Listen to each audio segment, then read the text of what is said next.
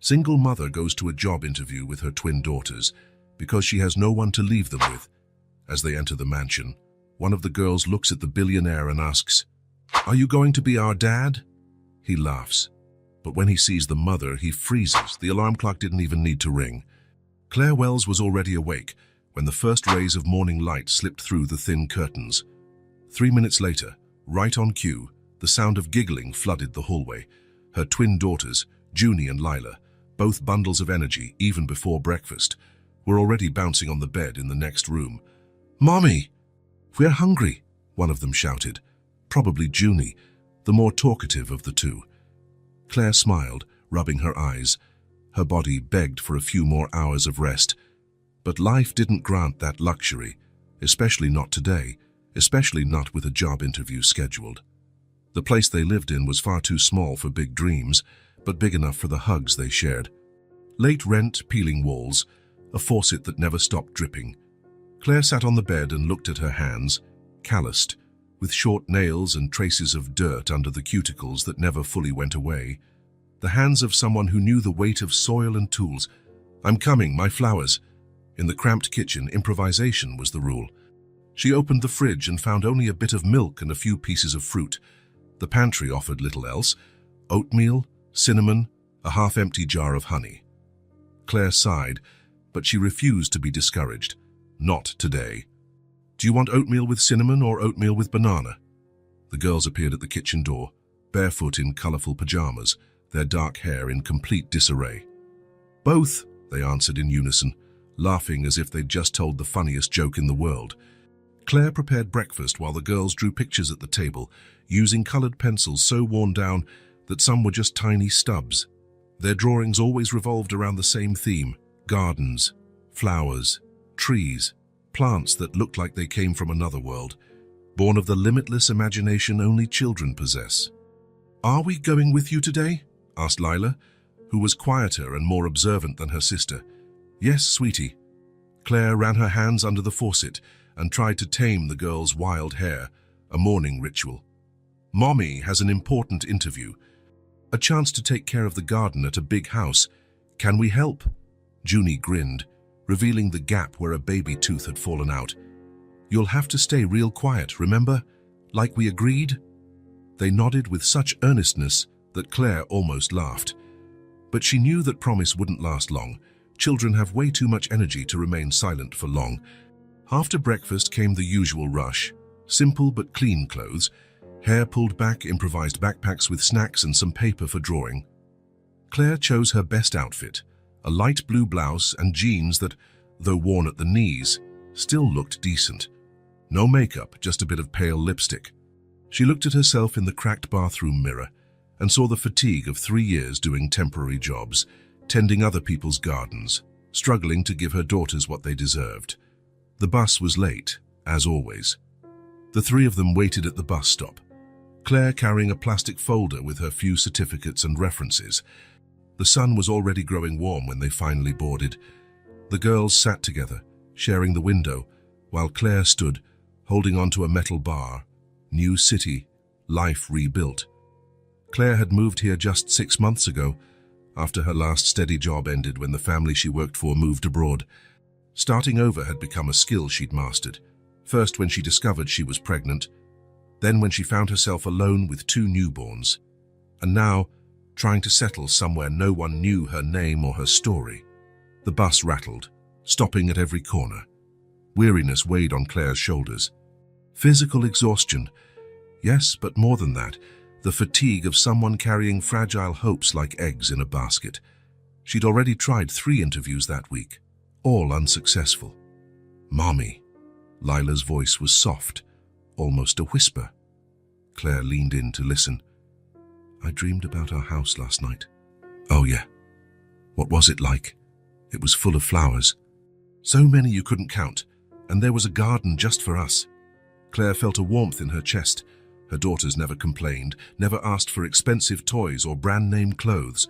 All they wanted was what she wanted too: stability, a place to call home. "One day, my love, one day we'll have that." The bus stopped along a tree-lined avenue. Claire checked the scrap of paper where she'd written the address. There was still one more stop to go, but she decided to get off early and walk the rest of the way. The girls needed to stretch their legs before the interview. On the sidewalk shaded by old trees, the three of them walked hand in hand. With each step, the neighborhood changed. Bigger houses, more elaborate gardens, imported cars in the driveways. Claire felt her stomach tighten. Insecurity, a sense of not belonging. What if they don't like me? She thought, biting her lower lip. At that moment, she felt a small squeeze on her left hand. She looked down and met Junie's big, confident eyes. "Mommy, you're the best gardener in the whole world. They're going to love you." Claire smiled, unable to explain how those simple words were exactly what she needed to hear. She straightened her posture, took a deep breath, and kept walking. Each house number grew larger. They were almost there. Rounding the corner, they stopped. At the end of the street, imposing and set apart from the other residences, a mansion rose behind a wrought iron gate. The front garden, visible even from a distance, looked abandoned. Wilted flowers, untrimmed shrubs, uneven lawn. "This is it," Claire said, feeling her heart pound. Lila squeezed her hand. "The flowers are sad, Mommy." Claire bent down to their eye level. "Then we'll make them smile again, okay?" The two girls nodded, their faces glowing with that children's confidence that everything is possible. Claire straightened up, tucked the folder under her arm, and took the first step toward the gate. It was just a job interview, but it felt like she was stepping into something bigger, something that would change their lives forever. The iron gate creaked as Claire pushed it open. It felt almost too heavy for her hands, as if testing her determination before even letting her in. For a rare moment, the girls were silent, staring wide-eyed at the mansion. "Is it a castle, Mommy?" Lila whispered, clutching Claire's hand. The mansion, built in Victorian style, dominated the view with its turrets, stained glass windows, and a marble staircase leading to the main entrance. The garden, however, contrasted with the elegance of the structure. It was neglected, with shapeless beds and plants in desperate need of care. "No, sweetheart, it's just a very big house," Claire said, trying to sound confident as they walked up the stone path. With every step, Claire noticed more details of the abandoned garden. Rose bushes that needed pruning, shrubs growing out of control, vines creeping over walls that should have been kept clear. To untrained eyes, it was merely a neglected yard. To Claire, it was a blank canvas waiting for new life. They hadn't even reached the front door before it opened.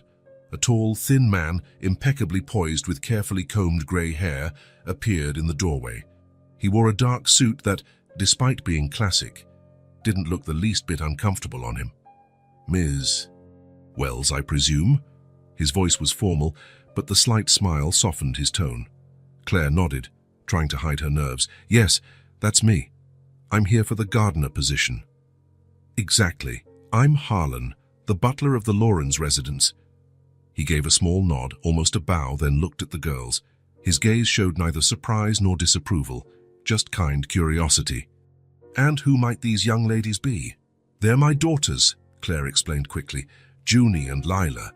I had no one to leave them with. I hope that's not a problem. They behave well."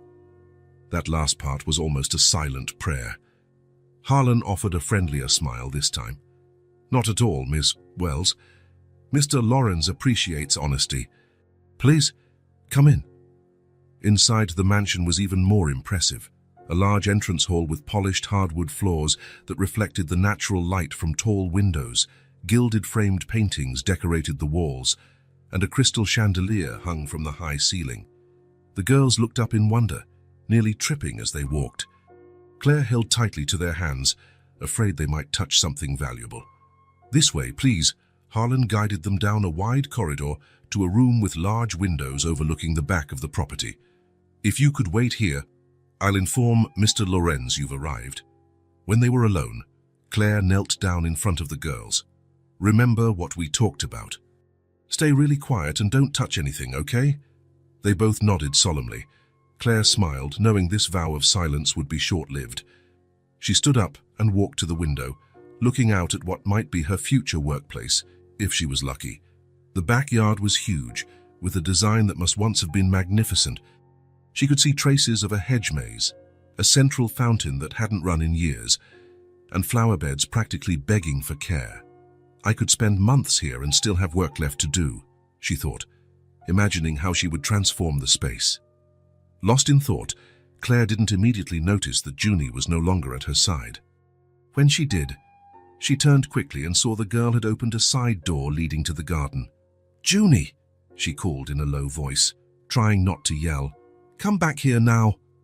Claire ran to the door, Lila close behind. Outside, she saw Junie walking resolutely toward a man who had his back to them, standing near an old oak tree in the center of the garden. Claire's heart pounded. She ran faster, but before she could reach her daughter, Junie had already approached the man. "Are you going to be our dad?" The question, posed with the innocence and directness only children possess, echoed through the quiet garden. Claire froze in horror a few feet away. The man turned slowly. Tall, broad-shouldered, dark hair with a slight wave, and intense green eyes that caught the sunlight. He wore casual clothes, clearly expensive, dark pants and a shirt with sleeves rolled to his elbows, revealing strong forearms. A moment of confusion crossed his face as he looked at Junie. Then, slowly, his gaze lifted to Claire. It felt like the world stopped spinning. Sarton Hale Lawrence, 10 years older. A few new lines around his eyes, but unmistakably him. The same man Claire had loved with a fire that burned any chance of a normal future. The same man she had run from, without explanations or goodbyes. Claire. It wasn't a question. It was barely more than a sigh. As though he had kept her name inside for all this time, waiting for the right moment to release it. Claire couldn't breathe. The memories came in waves. Their first meeting in Botany College, talking until dawn, fierce arguments followed by even fiercer reconciliations. The last night together when she decided they couldn't keep destroying each other. Sutton. Her voice was steadier than she expected. Junie looked from one to the other, confused by the sudden tension in the air. Lila joined her and took her sister's hand, as if sensing something important was happening. "You know him, Mommy?" Junie asked innocently. Claire swallowed. "Yes, honey. We knew each other a long time ago." Sutton still hadn't moved. His eyes roamed over Claire as if trying to determine whether she was real or just an apparition. Then, slowly, they traveled down to the girls. Claire saw the unspoken question in his gaze. "They're my daughters," she said quickly. "Junie and Lila." Something flickered across Sutton's face. Relief. Disappointment. It was impossible to tell. He crouched down to the girl's eye level. "Pleased to meet you, ladies. I'm Sutton Lorenz. This is my home." The girls looked at him curiously. Lila, always the most observant, studied his face as though searching for something familiar. "You have a really big garden," Lila noted, "but the flowers look sad." A slight smile appeared on Sutton's lips. "That's why your mum is here, to make them smile again." At that moment, Harlan appeared at the door. "Ah, I see you've already found our employer, Ms. Wells." There was a note of surprise in his voice. "Mr. Lorenz, Ms. Wells has arrived for the gardener interview." Sutton stood, his gaze never leaving Claire's. "No formal interview necessary, Harlan. Ms. Wells is hired." His voice was controlled, professional. "I trust her gardening skills completely." The butler looked momentarily surprised, but nodded. "Very well, sir. Shall I prepare the usual paperwork?" "Please, and show Ms. B. Wells the property perimeter and the tool shed. She should have everything she needs." Harlan nodded again and addressed Claire. "If you would follow me, ma'am." Claire hesitated, still caught in Sutton's gaze. So many unspoken things hung in the air between them. 10 years of silence compressed into a single moment. "I can start tomorrow morning," she finally managed. Sutton merely nodded, his face a mask of calm. Claire took her daughter's hands and followed Harlan, feeling the weight of Sutton's stare on her back as she walked away. In the weeks that followed, Claire threw herself into the garden with almost feverish dedication. She worked from dawn, cutting dead branches, pulling weeds, redesigning flower beds. The girls came with her every day, playing among the trees or helping with small tasks. Harlan had arranged a special corner in the garden just for them, with a small table and art supplies. a gesture that surprised Claire with its thoughtfulness. Sutton rarely appeared during the day. Claire only caught glimpses of him at a distance, working in his office or talking to Harlan, but she knew he was watching.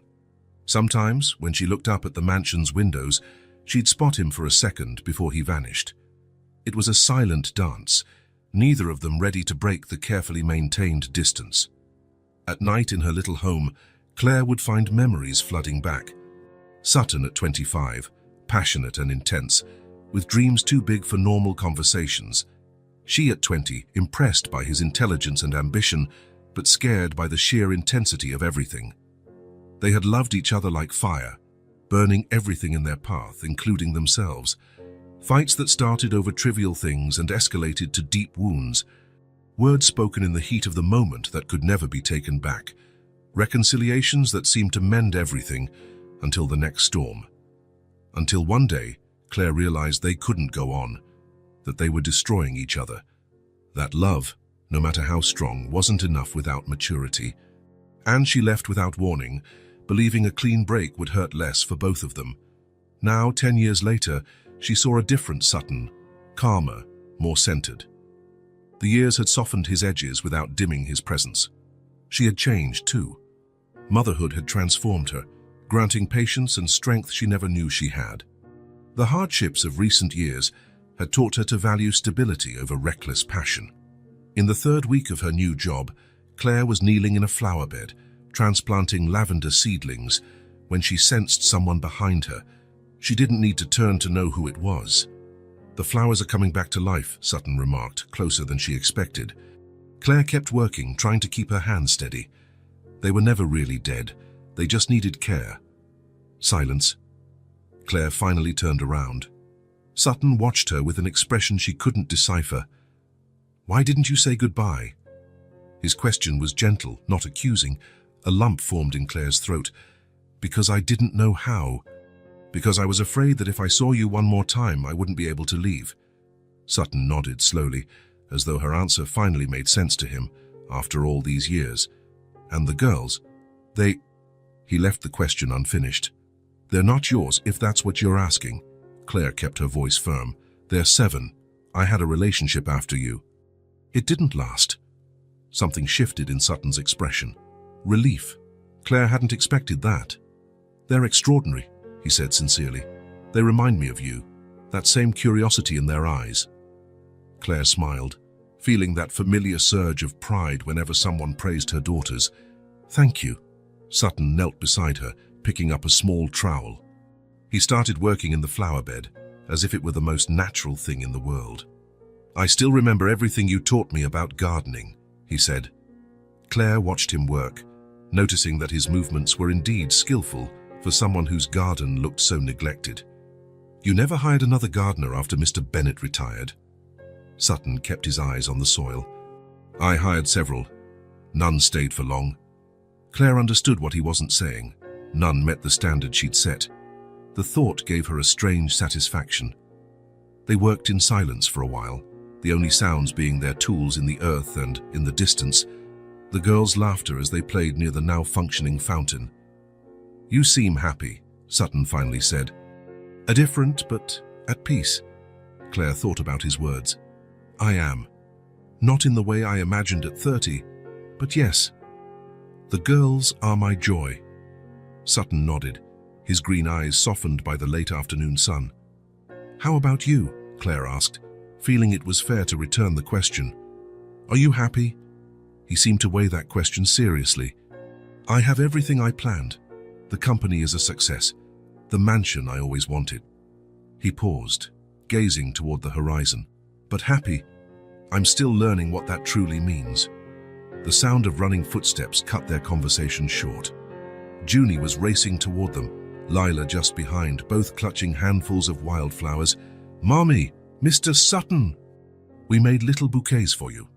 Claire and Sutton stood, accepting the flowers the girls offered with the solemnity one would grant a valuable gift. Claire felt a rush of emotion seeing Sutton bend down to thank them with genuine seriousness, as though the small bouquets were precious beyond measure. The girls soon dashed off to play again, leaving the adults alone once more. Sutton twirled the little bouquet in his fingers, looking at the simple flowers as if they held some secret. "Thank you for the work you're doing here," he said at last, glancing around the garden that was slowly reviving. It was time for this place to come back to life. Claire nodded, understanding he was talking about more than just the plants. Sometimes, all we need is someone who cares enough to try. His eyes locked with hers for one intense moment, before he turned to head back inside. Claire watched him walk toward the house, his tall silhouette outlined by the afternoon sun, and felt something she hadn't allowed herself to feel in a long time: hope.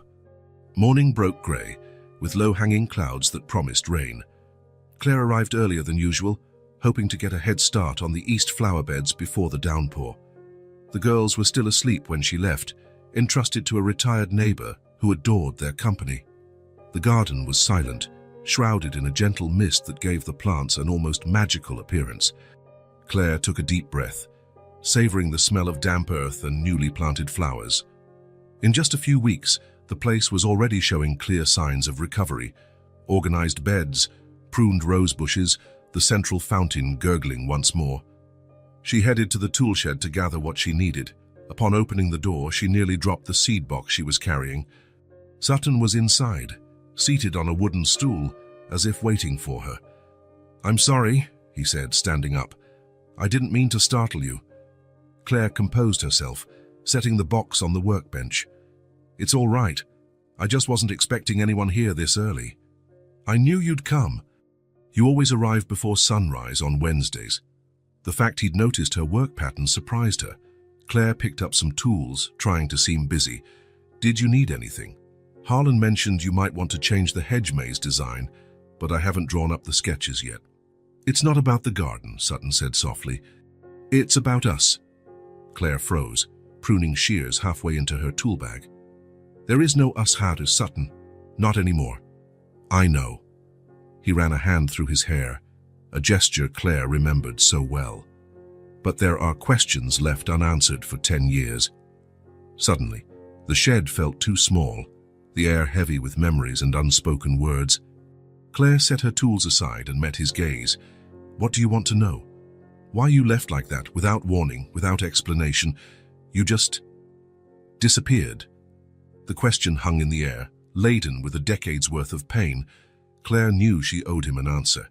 She took a deep breath, sorting through the thoughts she had locked away. "Because we didn't know how to love each other without getting hurt," she finally said. "Every conversation turned into an argument. Every argument left scars. We were destroying each other. Sutton."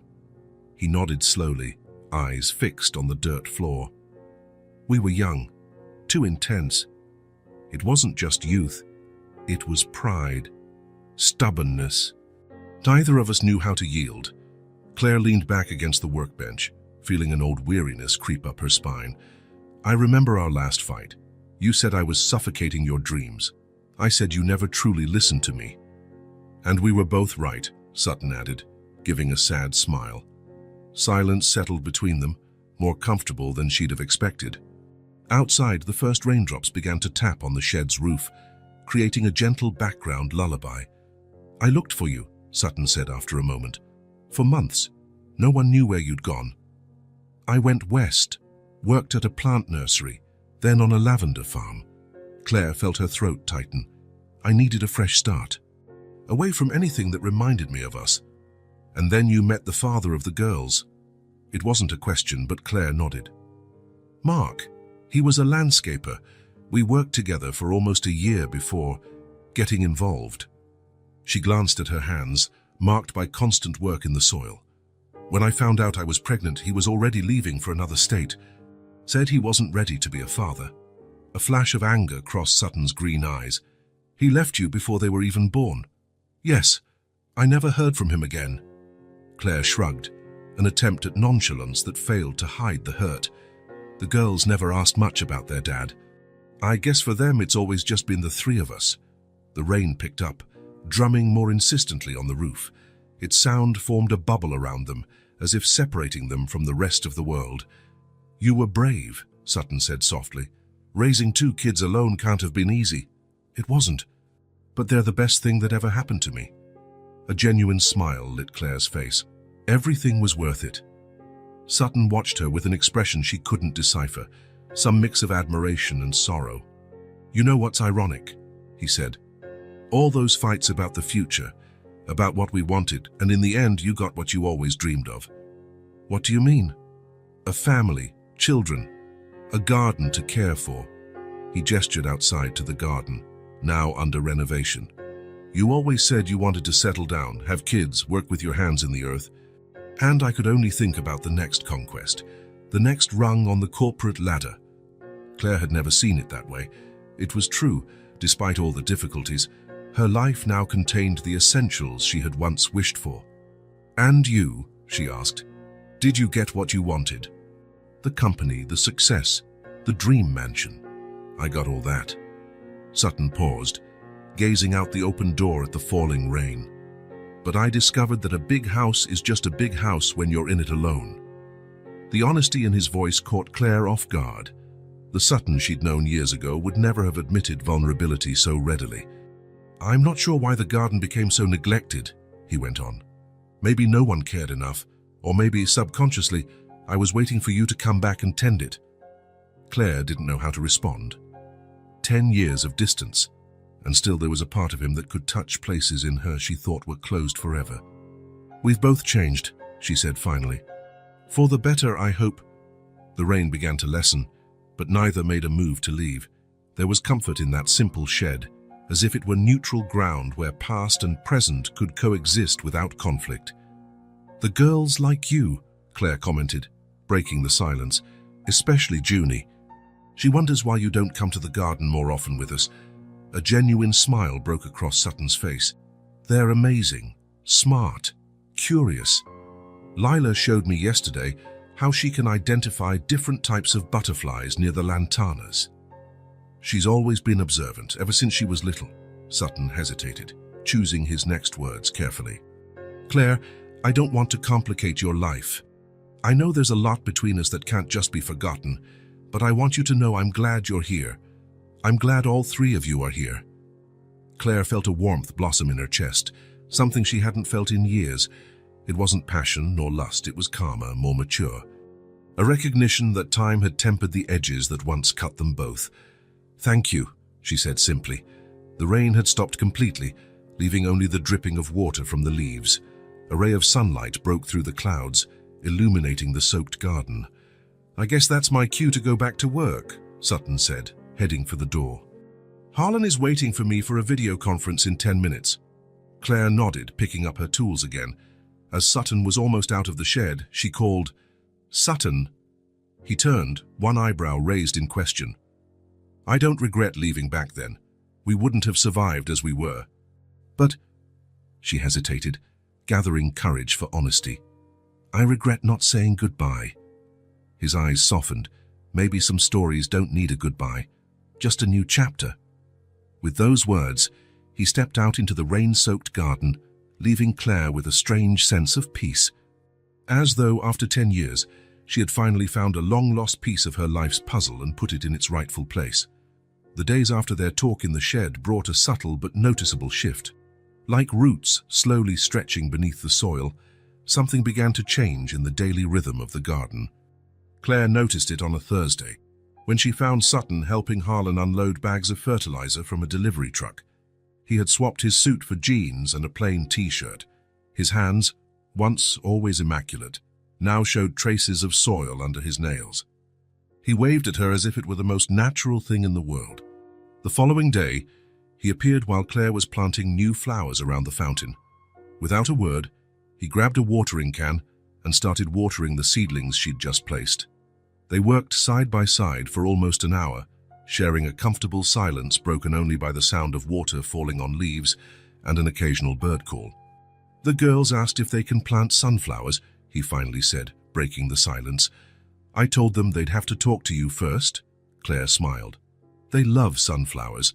They say they're happy flowers because they always face the sun. There's a perfect spot for them by the western wall. It gets morning sun all day." There was something different about Sutton, a relaxed posture, a softness in his gaze that Claire couldn't recall seeing before, as if, after so many years chasing achievements, he'd finally allowed himself to simply live in the present. On Saturday, Claire brought the girls in early. They found Sutton already in the garden, working the soil of an empty bed with a box of sunflower seeds beside him. Junie's eyes lit up. "Can we help?" she asked, already moving closer without waiting for an answer. "Of course, I've been waiting for you." Sutton knelt down to be at their level. "Do you know how to plant sunflowers?" Lila, always more serious, frowned in concentration. "We make holes with our fingers, put the seeds in, then cover them with soil, and water them every day." "Exactly," he smiled, impressed. "Your mom taught you well." The girls knelt next to him, their small hands quickly getting dirty. Claire watched from a distance, feeling a strange emotion swell inside her.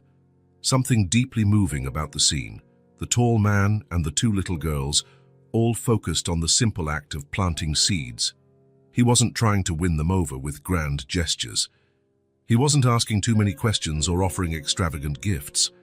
He was just present, genuinely interested in what they had to say, patiently answering their endless questions about flowers, bugs, and why the sky sometimes turned pink at sunset. The following week introduced a routine that felt both new and strangely familiar. Sutton showed up in the garden almost daily, never announcing himself or offering elaborate excuses. Sometimes he brought a new tool he thought Claire might need. Other times, he simply sat on a nearby bench to work on his laptop, occasionally lifting his gaze to watch her. The girls had grown used to him, running to him whenever they arrived after school, eager to share what they'd learned that day, to show him new drawings or small treasures they'd found. A blue feather, an oddly shaped leaf, a tiny snail. "Mr. Sutton, why don't bees sting flowers?" Junie asked one afternoon as they watched a bee land on a daisy. "Because they need the flowers to survive," Sutton replied. "The flowers give them nectar, and the bees help the flowers grow by carrying pollen from one to another." "Like friends," Lila suggested. "Exactly like friends," Sutton smiled. "Some people call it symbiosis, but friends is an easier way to explain it." Claire, busy pruning nearby rose bushes, overheard the conversation and felt something shift inside her. Sutton was now providing the patient answers she had always tried to give. And there was something in how he explained the world to the girls, without oversimplifying, without underestimating their ability to understand. At night, back home, the girls spoke of him naturally, as though he had always been part of their lives. "Mr. Sutton said he's taking us to see the turtles in the pond out back tomorrow," Junie announced during dinner. "He says they're shy, but if we're really quiet, they'll come out. He knows the name of every tree in the garden," Lila added, wide-eyed, "even the really hard ones." Claire listened, torn between contentment and caution. Part of her rejoiced to see the girls forming a genuine bond with someone else. Another part feared the inevitable attachment. What if it all fell apart again?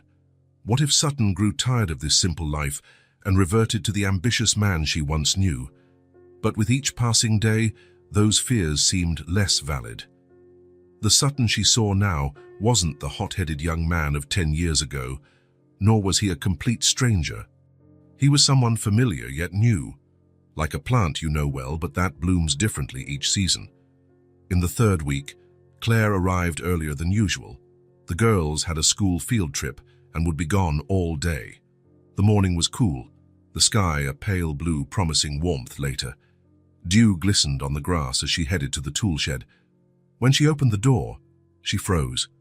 Sitting on the workbench where she normally left her gloves and pruning shears was a small deep blue ceramic vase holding a perfect bouquet of fresh lavender. Its purple, a bright contrast against the vase. No note. None was needed. Claire stepped forward slowly, as if the vase might vanish at any sudden movement. She touched the petals gently, breathing in their soft fragrance. Lavender, her favorite since forever. She remembered a conversation years ago, lying in a field after a picnic. She had mentioned how lavender reminded her of her grandmother's home, the only place she felt truly safe as a child. How she loved the lingering scent on sheets, clothes, everything. He had remembered. Even after 10 years, he still remembered. Claire picked up the vase carefully, as if holding something both precious and fragile. A warmth spread through her chest, rising to her throat, where it formed a lump. Such a simple gesture, just flowers in a vase, and yet it meant so much. He wasn't trying to wow her with grand gestures or promises. He wasn't pushing for a second chance or asking for more than she was ready to give. It was just a small acknowledgement. I see you. I remember who you are. Claire sat on the stool in the shed, still holding the vase, letting herself feel. In recent years, her life had revolved around survival, about being there for her daughters, about building a stable and safe life. She'd built a wall around her heart, not out of bitterness or fear, but out of necessity. There was no room for vulnerability when two little people depended on her for everything. But now, holding that vase of lavender, she sensed a small crack in that wall. Like a persistent seed finding space in seemingly solid stone and beginning to sprout, something inside her was awakening. It wasn't the same feeling as 10 years ago, that overwhelming passion that consumed everything in its path. This was calmer, more rooted, a quiet awareness of possibility. Claire placed the vase back on the bench and began her day's work, though something within her had changed. With each action, digging in the soil, measuring space between seedlings, pruning dead branches, she felt a lightness she hadn't experienced in a very long time. By midday, she heard footsteps approaching. She didn't need to turn to know who it was. "The lavender is beautiful," she said, continuing to work on a bed of perennial plants. "Thank you." Sutton stopped beside her, hands in his pockets, looking out at the garden. "I passed by a flower market downtown. Couldn't resist." Claire nodded, a small smile playing on her lips. Neither mentioned the shared memory, the deeper meaning. They didn't have to. "The girls aren't here today?" he asked, noticing the absence of the twins. "School trip to the aquarium. They'll be back late this afternoon." Sutton nodded, gazing up at the clear sky. "Perfect day to be outside." "Yes, it is." They fell into a silence that wasn't awkward. It was like the silence between musicians who know the tune so well they no longer need words. "I was thinking of having lunch on the terrace," Sutton said after a while. "Harlan prepared more food than I can eat alone. Would you join me?" Claire paused her work, finally looking at him. There was no pressure in his face, only a genuine invitation. She realized she no longer saw the ghost of the younger Sutton in him, just the man standing before her, with new lines on his face and a calm only years could bring. "I should wash my hands first," she said, removing her gardening gloves. His smile was gentle, just a small curve of his lips, but it reached his eyes. "I'll take that as a yes." Walking side by side to the house, Claire felt the warm sun on her shoulders and the scent of newly opened roses. She thought of the lavender in the shed, of her daughters who would soon return with stories of colorful fish, of the quiet man next to her. Perhaps, she thought, this is how things truly grow, not in dramatic bursts, but through small moments of care and attention, through comfortable silences and simple gestures, by recognizing that sometimes the strongest roots are the ones that take their time, finding their way through difficult ground, reaching for the light at their own pace. Summer wore on, turning the garden into a kaleidoscope of color. The seedlings Claire planted in her first weeks now bloomed in vibrant flowers, attracting butterflies and hummingbirds. The sunflowers the girls had planted already towered over them, their giant golden faces following the sun's daily path. A new routine settled in with an ease that sometimes startled Claire. In the morning, she worked alone in the garden, enjoying the quiet and the soft early light. In the afternoon, when the girls came from school, Sutton frequently appeared, almost as if he had an internal sensor telling him they had arrived. On a particularly warm day, Claire watched from a distance as Sutton showed the girls how to build a simple irrigation system for the strawberry patch they had adopted. He'd brought hollow bamboo sections and was explaining how water could flow from a higher level to a lower one. "It's like a little staircase for the water," he explained, kneeling to their level in the soil. "Water always wants to go down, so we use that to guide it where we need it." Junie, always impatient, shoved her hands into the dirt before he could finish the explanation. Lila, on the other hand, studied him carefully, absorbing every detail. "Will the strawberries grow faster now?" asked Lila, her big eyes locked on him. "Not exactly faster," Sutton replied, "but they'll be happier. Plants are like people, they need the right amount of water and sunshine, not too much, not too little." Claire smiled at his explanation. Sutton never spoke to the girls as though they couldn't grasp complex ideas. He treated their questions seriously, answering with honesty and patience. In recent days, the girls had started waiting for him. They asked about him when they arrived and seemed genuinely disappointed on the rare days he didn't show up. "Mommy, do you think Mr. Sutton will like the picture I drew for him?" Junie asked one morning, showing a brightly colored page supposedly depicting the garden. "I'm sure he'll love it, sweetheart. I drew all of us in the garden. Look, this is you, this is me, this is Lila, and this is Mr. Sutton." Claire studied the drawing, feeling a tightness in her chest. 4 stick figures holding hands, with huge smiles on their round faces. All around them, colorful flowers and a smiling sun. It was the image of a family. "It's very pretty," Claire said, hiding her emotion. Later that same day, Lila came home from school with a plant identification book she'd borrowed from the library. "Mr. Sutton said we can look up all the plants in the garden here," she explained seriously. "We're going to make a catalogue. He's going to teach me how to write the scientific names." Claire nodded, gently brushing Lila's dark hair. Lila had always been the more studious twin, fascinated by facts and names. Seeing how Sutton recognized and encouraged that curiosity filled Claire with a quiet joy. One Saturday afternoon, Claire was surprised by the sound of laughter coming from the other side of the garden. Following it, she found Sutton and the girls in the midst of an elaborate treasure hunt game. He had hidden small objects around the yard, colorful shells, shiny stones, miniature animal figures, and created riddles for each hiding spot. "I'm green and long, I drink water through my roots, and I help butterflies find their way," read Junie in a loud voice, frowning as she tried to solve the clue. "The jasmine vine," Lila shouted after a few seconds, already racing in that direction. Sutton followed them, pretending he didn't know the answers, feigning exaggerated surprise at every discovery. Claire had never seen him so relaxed, so genuinely happy.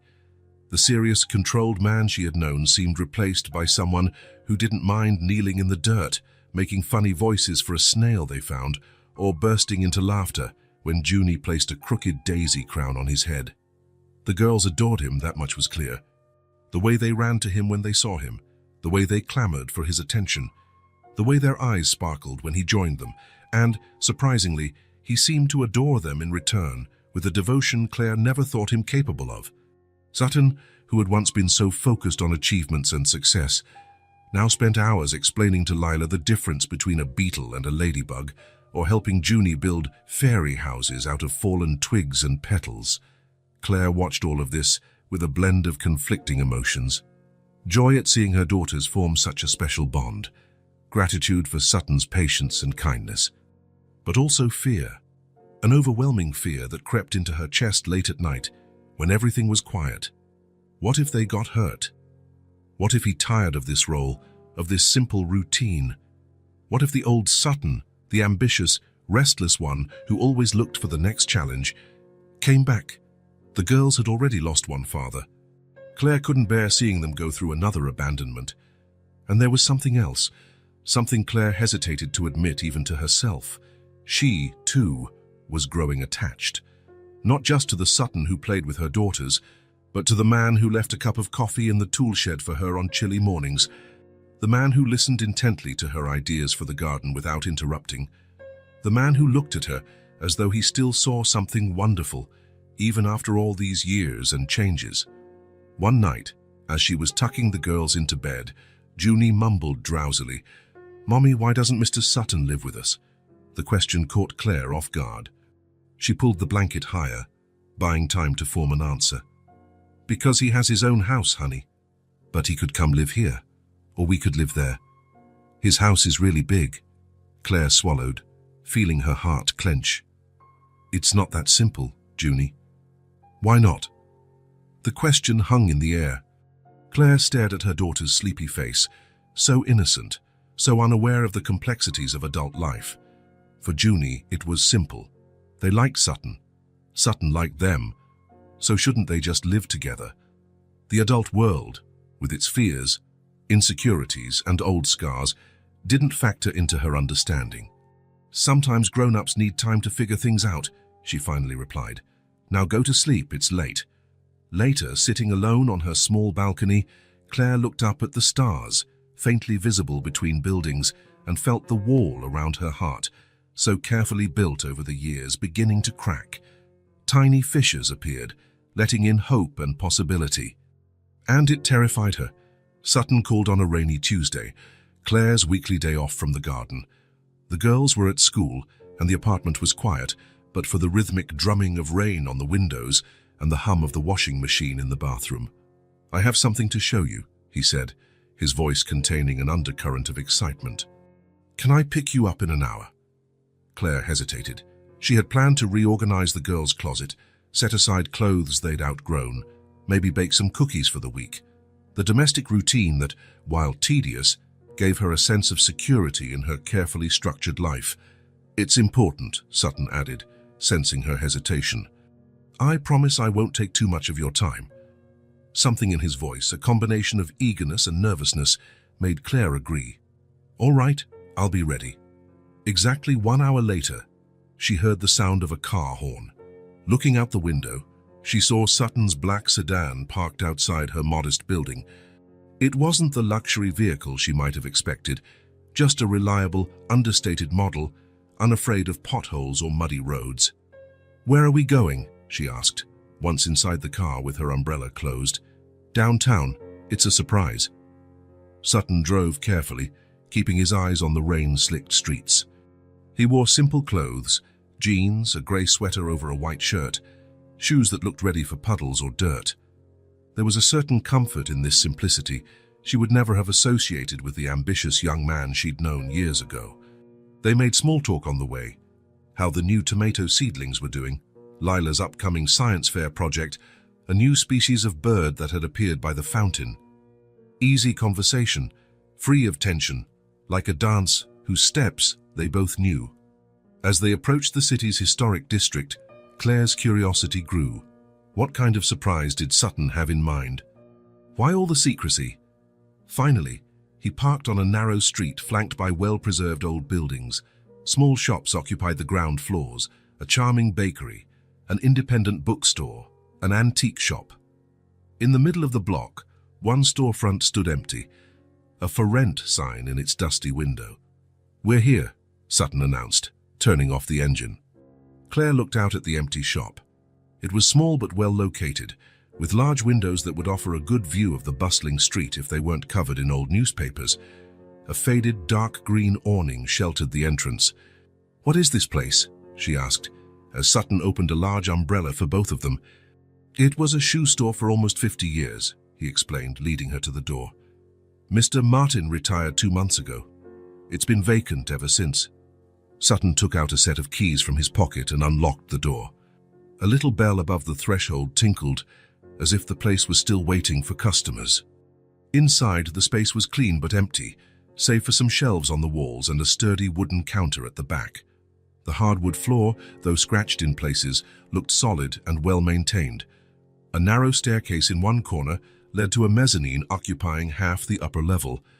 "It's bigger than it looks from outside," Claire noted, slowly turning to take it all in.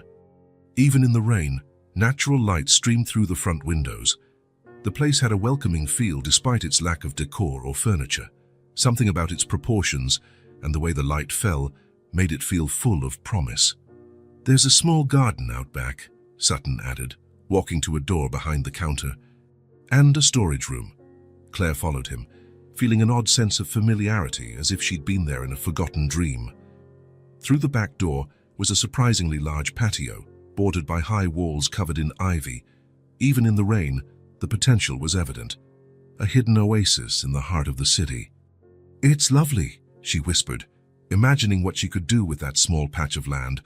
Raised beds, an herb garden, trellises for climbing roses. Sutton watched her face, a soft smile on his lips. "I thought you'd like it." They returned to the main room, and Claire kept exploring. The mezzanine had a low ceiling but felt cozy, with a circular window facing the street, perfect for a small office or a reading nook. "Why are you showing me this?" she finally asked, descending the stairs. Sutton drew a deep breath, gathering courage. "Because it's always been your dream," he said, "your own flower shop." A place to create, grow and share your passion for plants. You told me about this in our first week together. Remember? Claire felt the air leave her lungs. She vaguely recalled that conversation, one night on the college campus, stars above, sharing dreams under the safety of darkness. She'd talked about someday opening her own shop, a place where she could create arrangements that told stories and teach others to see the beauty in nature. A youthful dream she'd shelved when life forced her to choose stability over passion. That was such a long time ago, she murmured. Some dreams don't age. Sutton stood in the middle of the empty floor, turning slowly as if he could already see what it might become. I pictured seasonal flowers in the windows, he said, pointing around. Shelves for smaller plants there. Maybe a big table in the center, so you can make arrangements in front of customers. The mezzanine could host workshops, teaching floral arranging or small space gardening. Claire watched him, overwhelmed by a wave of conflicting emotions. It was exactly how she would imagine it, like he'd stepped into her most private dreams and translated them into reality. Sutton, she began, her voice trembling slightly, I can't afford a place like this. And even if I could, opening a business requires capital, planning, time. He held up a hand, gently stopping her. I'm not giving it to you as a gift, he clarified calmly. It's an investment. Actually, you'd be doing me a favor. This building has been in my company's portfolio for years. It sits empty most of the time. I'd rather see someone who truly cares about it turn it into something special. Claire paced around, touching the walls and running her hand over the wood counter. It was tempting, so tempting it hurt. A dream she thought she'd buried was resurfacing, beckoning her to believe. I'm not sure, she finally said. I need time to think. It's a huge decision. Sutton nodded, not pressuring her. Of course, take as long as you need. The property's not going anywhere. He hesitated, then added gently, and neither am I. In the days that followed, Claire found it impossible to think of anything else. While she worked in the mansion's garden, cooked meals for the girls, bound or lay awake at night, the image of that empty shop haunted her, inviting her to fill it with her dreams. She told the girls about the offer one evening over dinner, spaghetti with homemade tomato sauce. A flower shop, Junie's eyes widened. You'd sell flowers. And arrangements, Claire explained. Bouquets for special occasions, house and office plants, maybe even small gardening classes. Like Mr. Sutton's garden. But yours? Lila asked, ever practical. Sort of, Claire smiled. But different, smaller, more personal. The twins exchanged looks, a silent twin-to-twin communication that never ceased to amaze Claire. Are you going to do it? Junie asked at last. Claire sighed, swirling her fork in the sauce. I don't know, sweetie. It's complicated. It would change our routine, risk the stability we've built.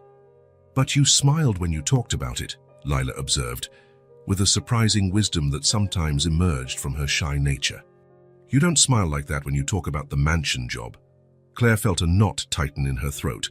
She did love working in Sutton's garden, but ultimately, it wasn't hers. Despite all the freedom she had in making decisions, she was still an employee tending someone else's property. It's different, she tried to explain. At the mansion, I get a steady paycheck, fixed hours, security. But it's not yours, Junie said, with the straightforward logic of a child, summing up what Claire couldn't quite articulate. That night, after the girls fell asleep, Claire sat on the tiny apartment balcony, gazing at the few stars visible between buildings. She thought about the fear holding her back, not just the practical fear of failure or financial risk, but a deeper fear. What if she said yes and it didn't work out? What if she ended up needing Sutton's help to keep it afloat, owing him more than she could ever repay? What if she failed? Life had never given her anything for free. Every achievement, however small, had come from hard work, strict budgeting, sacrifice. Accepting something so significant, something so aligned with her deepest passion, from someone with whom she had a complicated history, felt dangerous. Yet for the first time in years, she felt a spark of excitement that went beyond mere survival. She could envision herself in that space, creating, nurturing, building something truly her own, a place where her daughters could see her following her passion, not just her obligations. The next morning, while making coffee, Lila shuffled into the kitchen in her pajamas, rubbing sleepy eyes. "Mommy," she said, in that small but determined voice, "you deserve a garden of your own." Those words, so simple and so profound, struck Claire like lightning. Her daughters, who had witnessed every struggle, every sacrifice, who had seen her count coins on the kitchen table at night, believed she deserved more, not just to survive, but to thrive. That afternoon, Claire phoned Sutton. "I want to see the place again," she said. "Her with the girls this time?" When they revisited the shop, Junie and Lila ran excitedly through the empty space, chattering about where the flowers would go, what they'd call the store, whether they could have a corner just for themselves. Claire felt the last remnants of resistance within her crumble. This was a risk worth taking. Not for Sutton, not even just for her daughters, but for herself. For the dream she'd tucked away on a high shelf in her heart, waiting for the right time to bloom. "I'll try," she told Sutton, who watched the girls playing in the backyard. "I can't promise it'll succeed, but I want to try." His smile, reserved, respectful, yet deeply satisfied, felt like a ray of sunshine after a long storm. "That's all anyone can do," he said. "Try." The transformation of the old shoe store began on a Monday morning. Claire arrived early, keys in hand, feeling both the weight of responsibility and the lightness of hope. Unlocking the door, the little bell chimed like a herald of new beginnings. She carried a notebook filled with sketches and scribbled ideas from nights of productive insomnia. Morning light flooded through the dusty windows, creating beams that danced on the wooden floor. Claire breathed in the scent of old wood and new possibilities. She wasn't alone for long. Sutton arrived half an hour later, dressed in faded jeans and a simple t-shirt. So unlike the polished executive who ran a successful company, he brought 2 cups of coffee and a quiet excitement that matched Claire's mood perfectly. "Where do we start?" he asked, looking around curiously. Claire spread her drawings over the sturdy old counter. "Painting first. I want a soft green on the walls, like young leaves in spring. The ceiling should be lighter, almost white, to reflect the light. And we need to remove those newspapers from the windows so the sun can fully shine in." Sutton studied her sketches, asking practical questions about furniture placement, workflow, and workspace requirements. He never questioned her aesthetic choices, only helped translate her vision into actionable steps. They fell into a familiar dance. She dreamed, he structured, like old times, but tempered by new maturity. Over the next few days, the space began to transform. Harlan had recommended a small yet reliable team for structural repairs, reinforcing the floor, fixing the ceiling, updating the wiring. Claire insisted on paying them herself, and Sutton, understanding her need for independence, did not argue. Afternoons were reserved for the work they could manage on their own. Sutton turned out to be surprisingly handy with basic carpentry, building sturdy shelves for pots and plants, and a custom workbench for Claire to assemble arrangements in front of customers. "Where'd you learn to do that?" Claire asked, admiring the neat finish on a newly built shelf. "My grandpa was a woodworker," Sutton replied, sanding the wood with skilled precision. "I spent a lot of summers in his workshop as a kid. Guess some of it stuck." This was a side of Sutton she'd never known, his family roots, the influences beyond his ambition and professional success. It amazed her how 2 people could spend so much time together, yet still keep so many secrets. What other layers were left to discover now that time had softened the edges of their past? On weekends, the girls joined in. With the bold creativity of children, they attacked the newly painted walls with colorful murals, fantastical flowers, butterflies the size of dinner plates, fairies hidden among giant leaves. Claire had set aside a special corner for their art, near the area designated for kids' products and plants. Junie, unable to contain her excitement, chattered constantly as she painted, "I'm gonna help after school every day. I can make little bouquets, I know I can. And I'll take care of the baby plants. We can name them, right? Each one deserves a name." Lila, more methodical, had already created a color-coding system for different types of plants, explaining patiently to Sutton, "Green for shade plants, yellow for sun lovers, blue for thirsty ones. That way no one gets confused." Mommy's gonna need help keeping track of all this. Sutton's laughter echoed through the space, an increasingly common sound, as if the simple joy the girls radiated had rubbed off on him. Your mom doesn't need help remembering plants, he teased, winking at Claire over Lila's head. She could write a book about every flower out there. Claire felt her cheeks heat up with something that had nothing to do with physical effort. It was a compliment, yes, but more than that, an acknowledgement. He truly saw her, recognized her passion and expertise. One particularly productive afternoon, Claire was organizing the small office space in the mezzanine. She came downstairs to find Sutton and the girls on the shop floor, surrounded by dozens of plain terracotta pots. Armed with paints, they were transforming these simple containers into colorful works of art. Some with precise geometric patterns, Sutton's meticulous style, others with chaotic bursts of color, Junie's style, and some with delicate flowers painstakingly painted, Lila's style. For the first plants, Sutton said when he noticed Claire watching. I figured customized pots would be a nice touch. Claire felt a rush of warmth seeing the three of them together, engrossed in a task simple yet deeply meaningful. It was an image she never thought possible, her daughters and Sutton creating something side by side, each by choice rather than obligation. At night, back in her small apartment, Claire felt a new sense of belonging, not simply in the practical sense of having help with the store, but at a deeper level. Her decisions, her fears, her small daily victories, now there was someone to share them with. I think Westbrook's supplier has better prices on perennials, she mentioned one evening, going through catalogs at her kitchen table after the girls were asleep. But Greenville's supplier is more reliable, Sutton countered, having joined them for dinner more often these days. And they're closer, meaning fresher plants and less transport stress. Simple, practical conversations, free of drama, so different from the heated debates of a decade ago when every discussion felt like a minefield. Now there was space to disagree without destruction, to yield without feeling defeated. Work in the backyard garden was especially gratifying. The once cluttered, deserted patio had been transformed into an urban oasis. Sutton surprised Claire one day by showing up with a small fountain he found at a junkyard, a stone structure, weathered by time but charmingly rustic. They installed it in the garden's center, surrounded by raised beds where Claire planted herbs and flowers for cutting. The girls took responsibility for creating a fairy corner in a shady spot, tiny sculptures made of twigs, painted stones, miniature wooden doors affixed to tree trunks, a whimsical space that delighted adults as much as children. After 4 weeks of intensive work, the metamorphosis was nearly complete. The once empty space now overflowed with personality. Soft green walls provided the perfect backdrop for dark wooden shelves and counters. In the center, a spacious work table allowed Claire to assemble arrangements in full view of customers.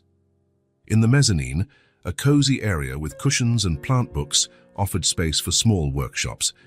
On the eve of the grand opening, Claire was applying a final coat of varnish to the handmade sign that would hang over the front door. Roots and Petals, Flower Shop.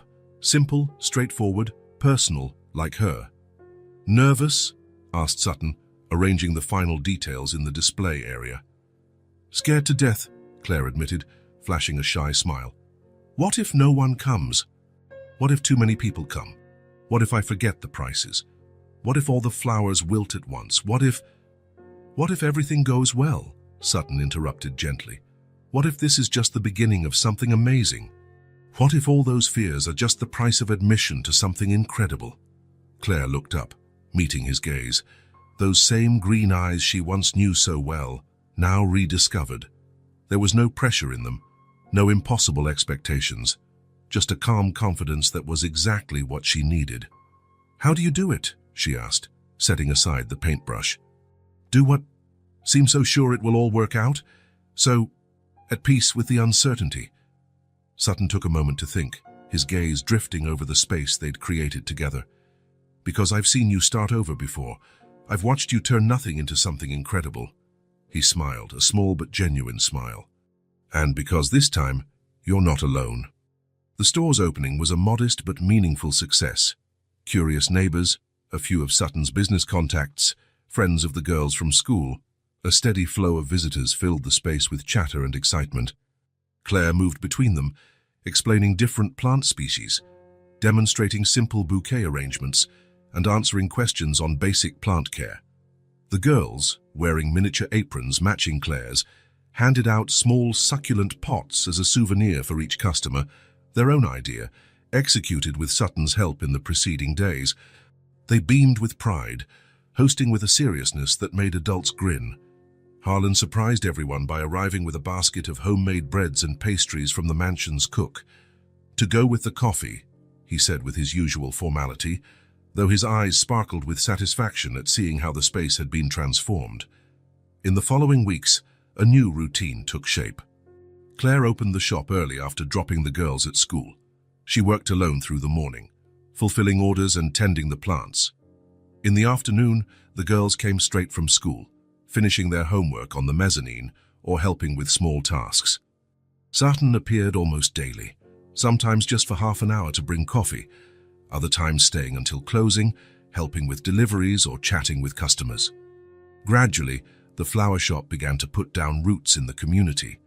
The cafe on the corner ordered fresh bouquets every week. The middle-aged barber bought succulents for his shop. Young couples came looking for plants for their new apartments. A retired teacher became a regular at the Wednesday gardening demos Claire held. It was a life Claire never envisioned possible, stable, yet not stagnant, secure, but full of new daily challenges.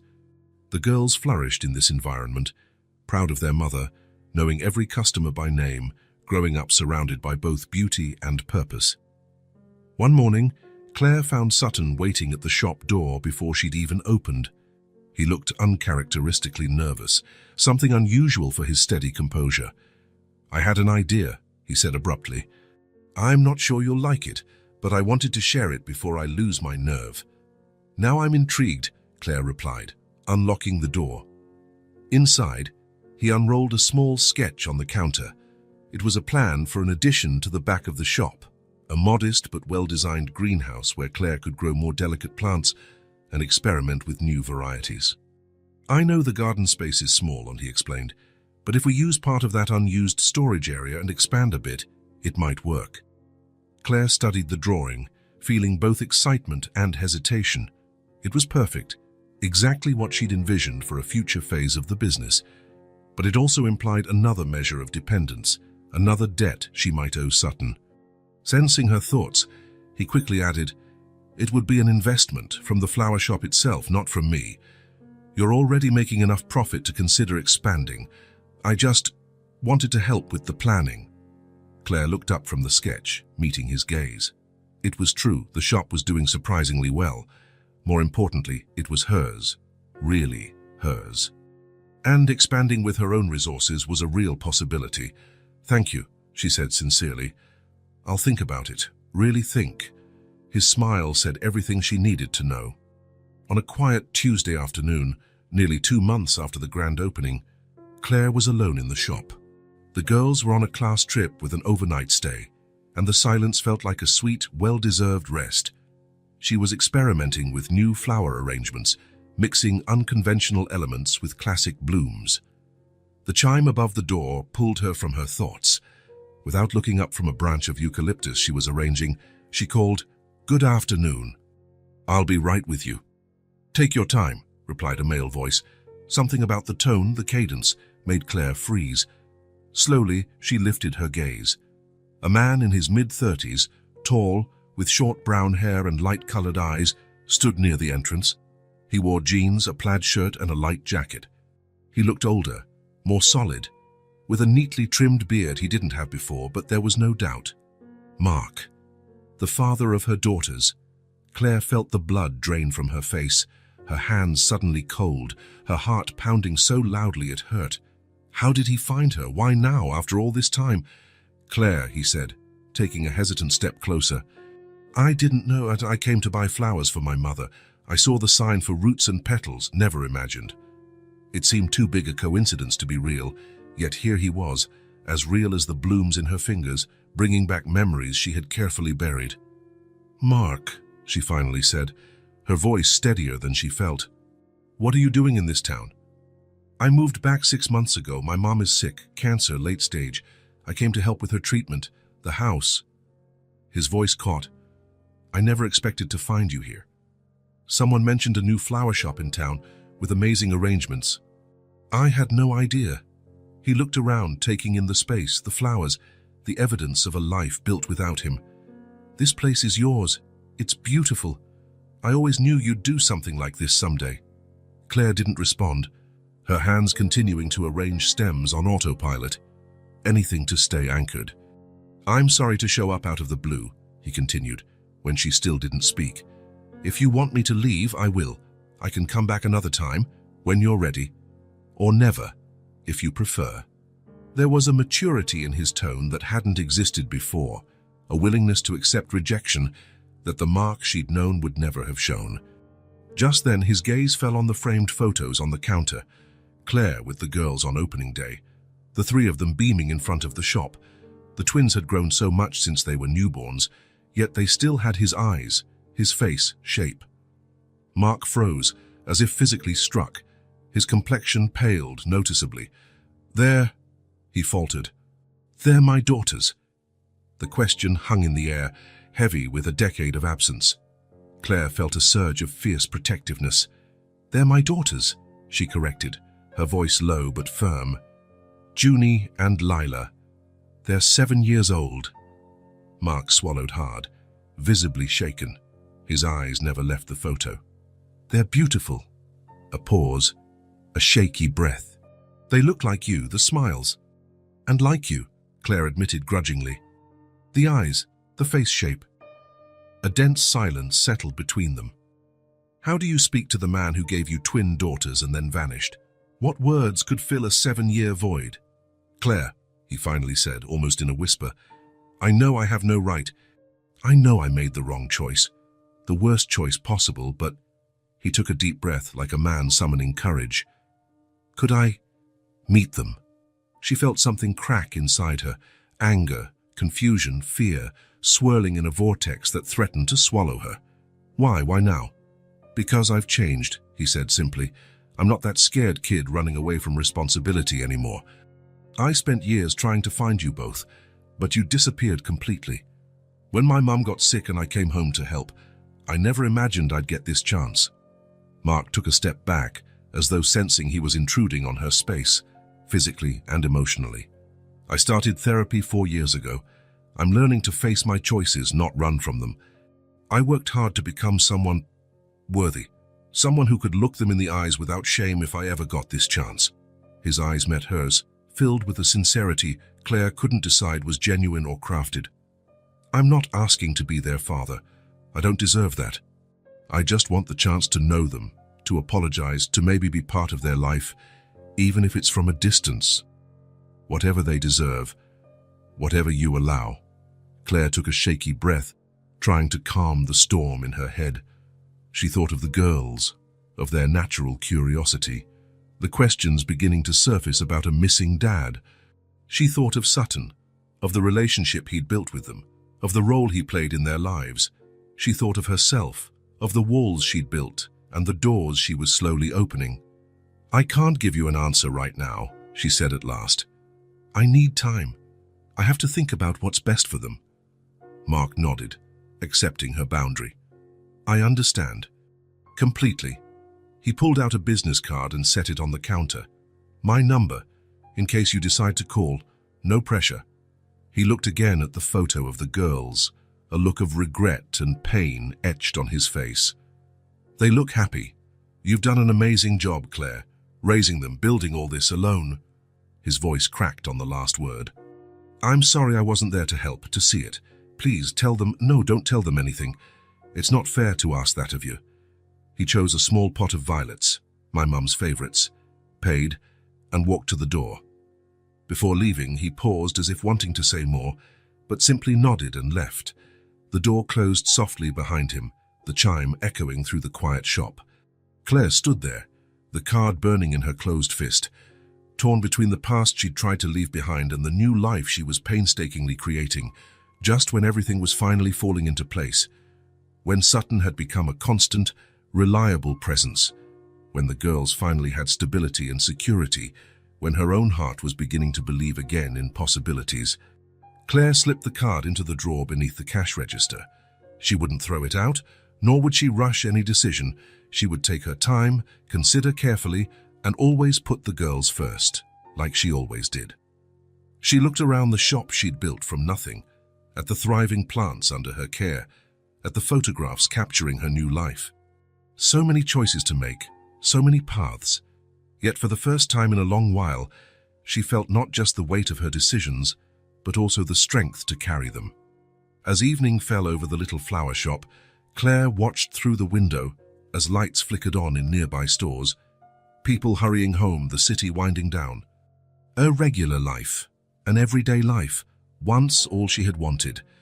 Now, with Mark's unexpected return, she stood on the threshold of a new phase, one that would require balancing past and present, protecting what she'd built while making room for new possibilities.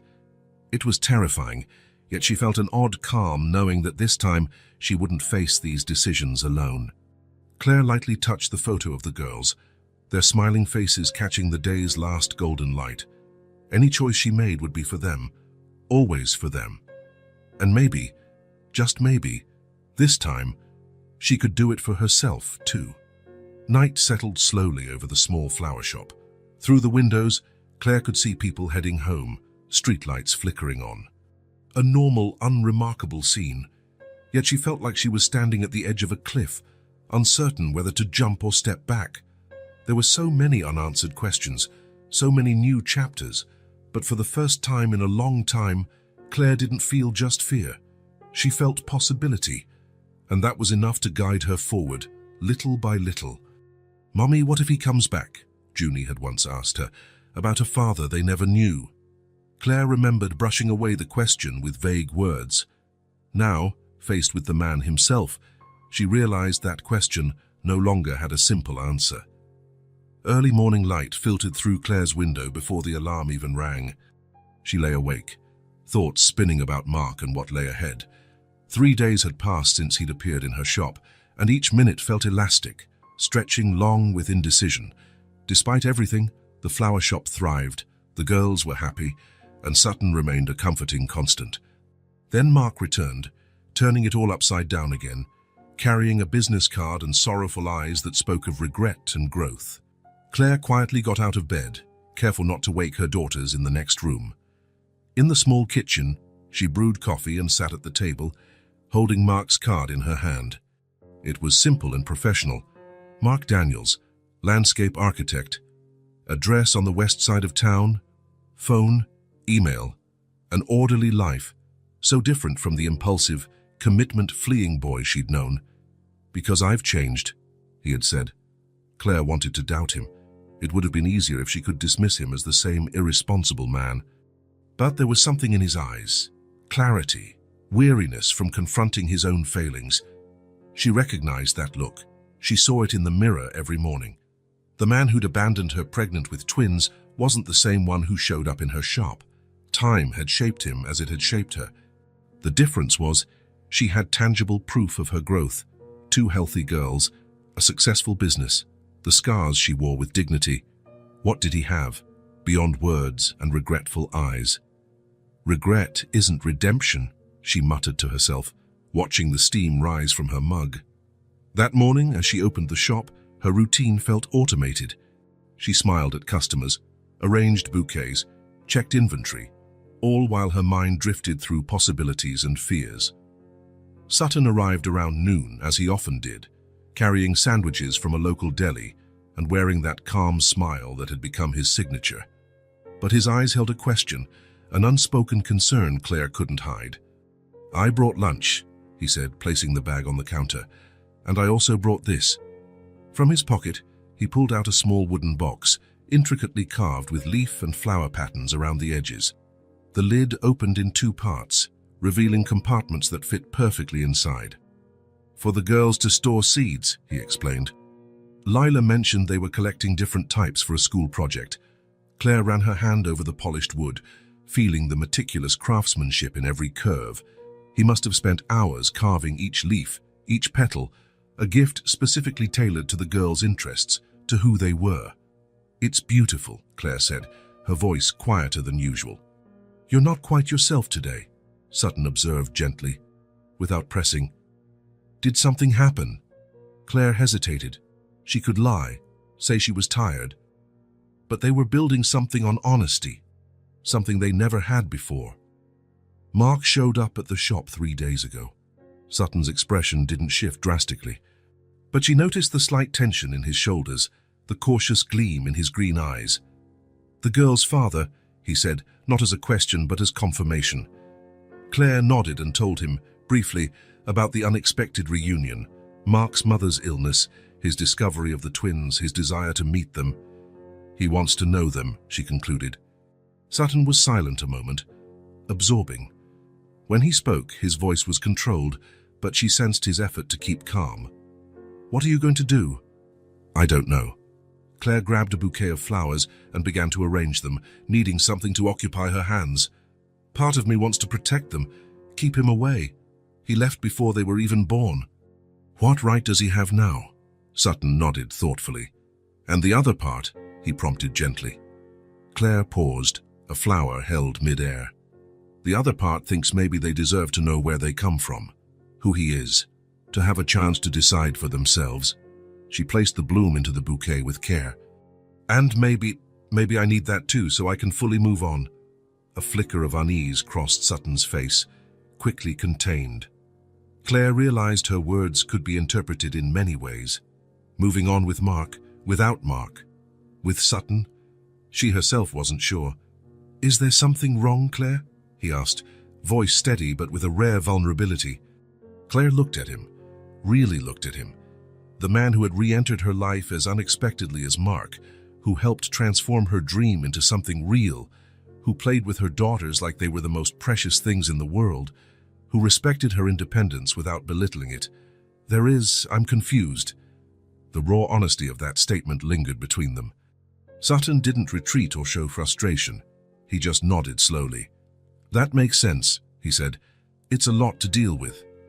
Claire felt an overwhelming rush of gratitude that nearly broke her. How many men would respond with understanding instead of jealousy, patience instead of ultimatums?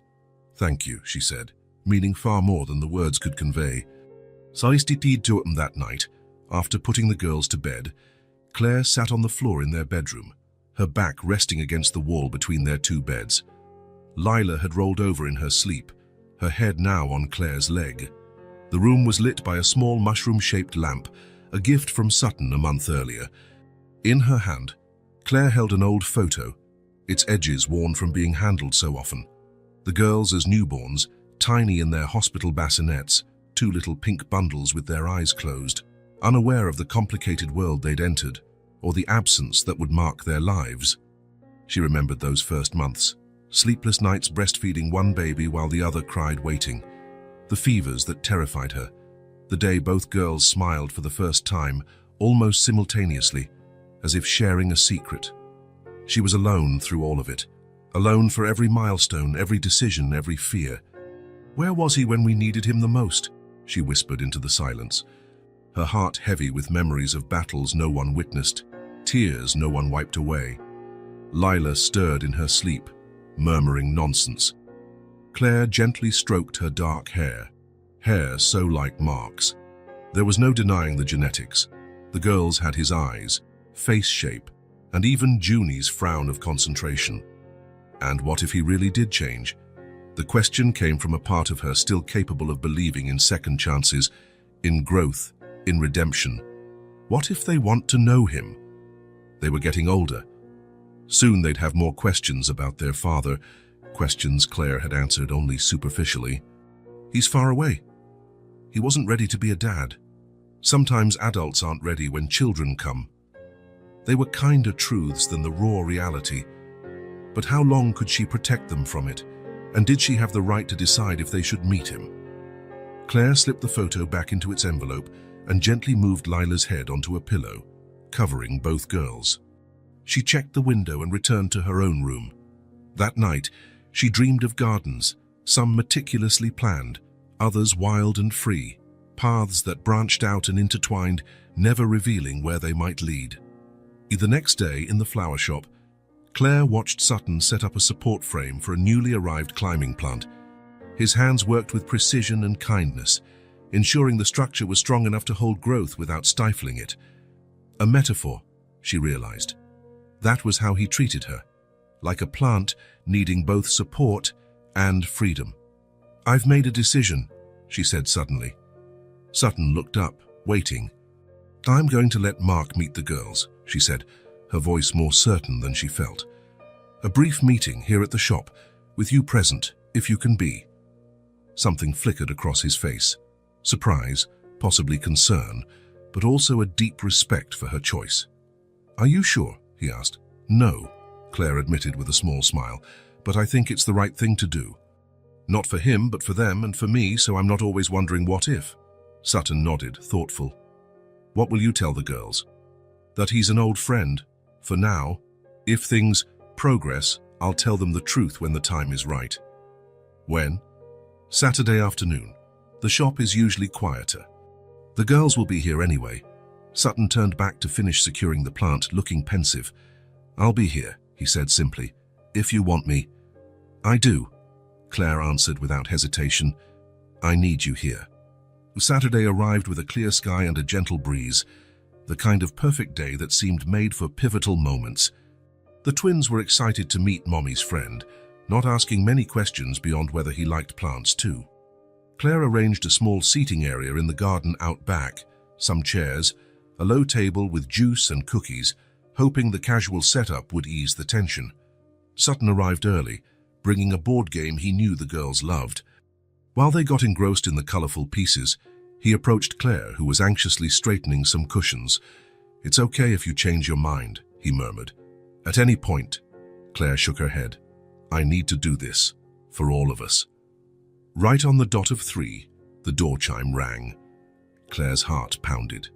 She exchanged a glance with Sutton, who nodded reassuringly and went to greet their visitor. Mark stood in the doorway, holding a small bouquet of wildflowers, not the typical florist's arrangement, but something clearly gathered in a field and tied with a simple ribbon. He wore dark pants and a pale blue shirt, hair neatly combed, looking nervous. "Hi," he said, voice slightly unsteady. "Hope I'm not late." "Perfect timing," Claire replied, trying to keep her tone even. "Come on through. We're in the back." He walked through the shop, openly admiring everything as they went. "You've created an amazing space," he said. "It's exactly what I pictured you'd do one day." They arrived at the backyard, where the twins lifted their eyes from the board game, curiosity lighting their faces. Sutton rose from his chair, remaining a bit off to the side, an ever-watchful presence. "Girls," Claire said, her voice softer than usual, "this is Mark, an old friend I haven't seen in a long time." Mark crouched down to the girls' level, still holding the wildflower bouquet. Claire saw the unspoken emotion in his eyes, but he kept himself in check. "Hello," he said gently. "I'm a friend of your mum's. May I know your names?" Junie glanced at Claire for confirmation. With a slight nod from her mother, she answered, "I'm Junie, and this is my sister Lila. We're twins." "Twins," Mark repeated, as though the word held special magic. "It's so nice to meet you both." To Claire's surprise, it was Lila, the quieter twin, who spoke next. "Do you like flowers? Mom has the prettiest ones in town." A genuine smile brightened Mark's face. "I like them a lot. In fact, I work with gardens, too." "Like Mr. Sutton?" Junie asked, pointing to where he stood. "Something like that," Mark said, glancing briefly at Sutton, the two men sharing a silent acknowledgement. Mark handed the small wildflower bouquet to the girls. "I picked these for you. They grow near my mother's house. Thought maybe you could identify them." The girls received the bouquet eagerly, immediately examining each bloom, racing to see who could name more varieties. The rest of the visit went more smoothly than Claire expected. Mark chatted with the girls about plants, school, and favorite books, safe, child-friendly topics. He didn't force closeness or ask personal questions. He kept a respectful distance from Claire's boundaries. The girls, in turn, were open and curious, not rejecting the stranger who carried their genes without their knowledge. A natural connection seemed to form, gently and without pretense. When it was time for Mark to leave, he thanked everyone calmly, without drama or rushing. He promised the girls he'd bring them a book about wildflowers on his next visit. "If your mom says it's okay," he added, glancing at Claire with respect for her authority. Claire walked him to the front of the shop, leaving Sutton and the girls in the garden. "Thank you," Mark said simply. "They're amazing. You've done an incredible job." "Yes, I have," Claire replied. No false humility. It was a hard-won truth. "Can I see them again?" Claire hesitated only a moment. "We can try baby steps, Mark." "It's all I can manage," he nodded, accepting her terms. "It's more than I deserve." After he left, Claire returned to the backyard. The girls were back at their board game, excitedly discussing the new friend and the flowers he'd brought. Sutton stood slightly apart, watching them with a thoughtful expression. Claire joined him. "Thank you for not pushing me," she said in a low voice, "and for being here. I couldn't have done this alone." He turned toward her, green eyes reflecting the soft afternoon light. There was a depth there, an understanding beyond words. "I'm here because I want you whole, Claire," he said gently.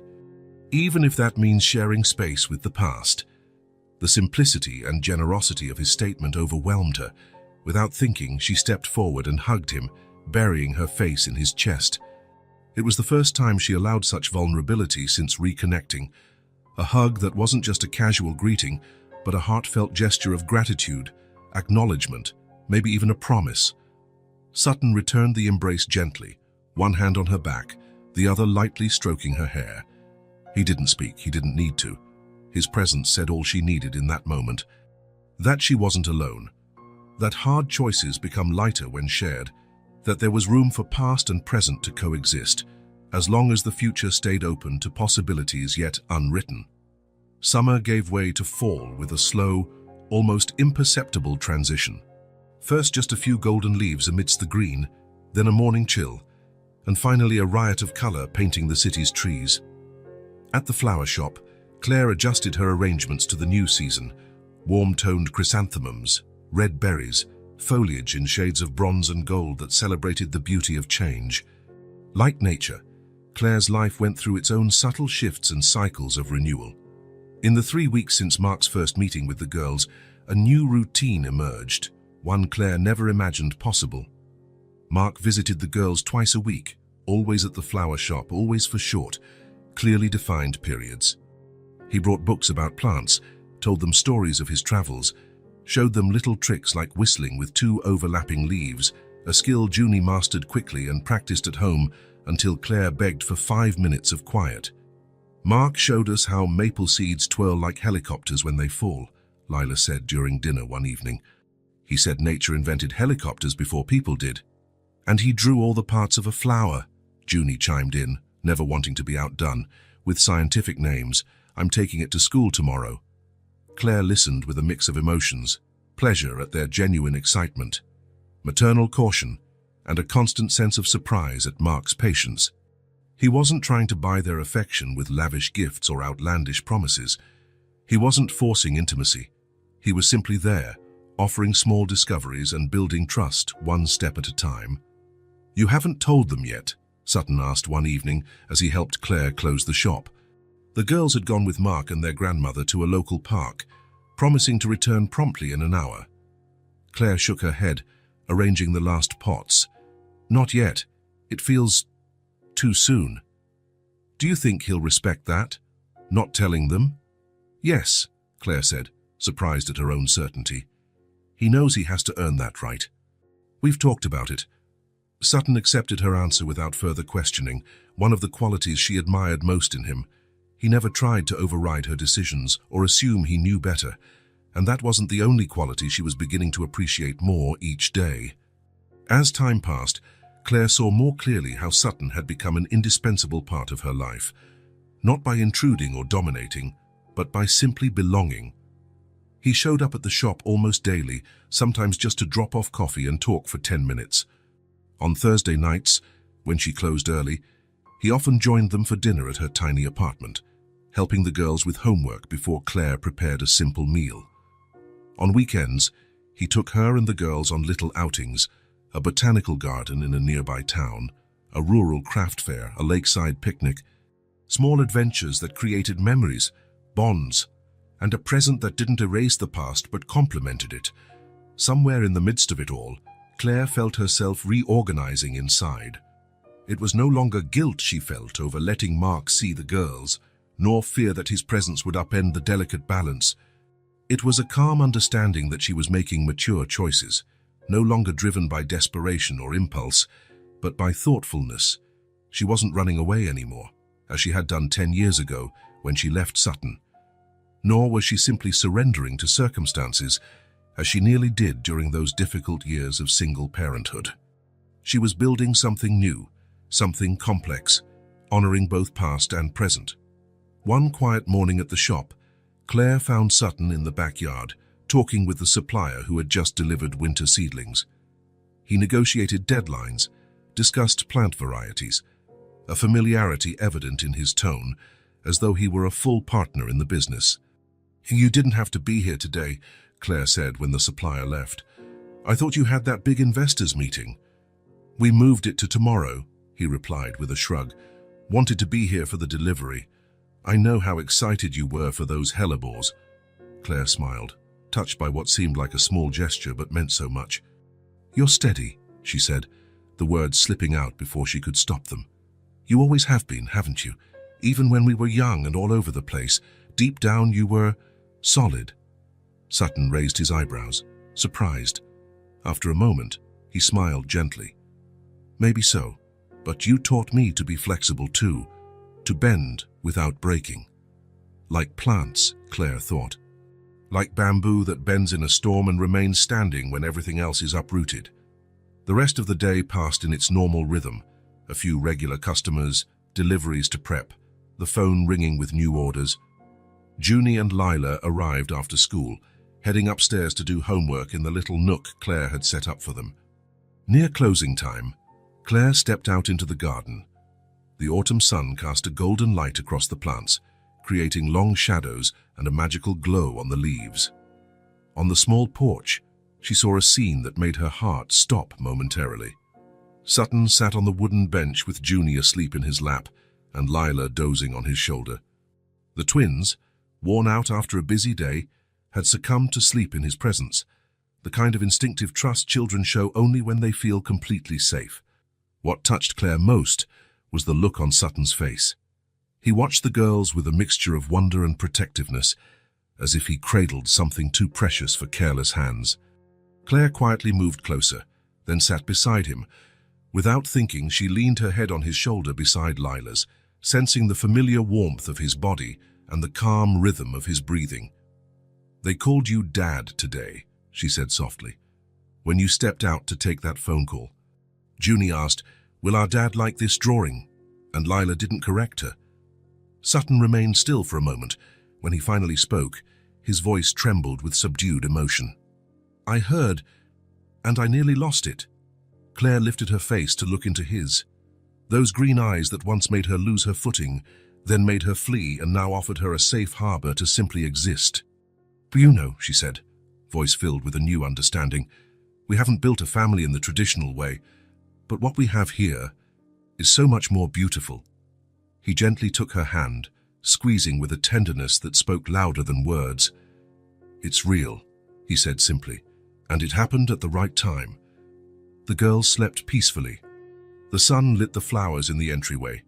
A soft breeze carried the scent of autumn, not the smell of an ending, but of transformation. And for the first time in years, Claire felt complete.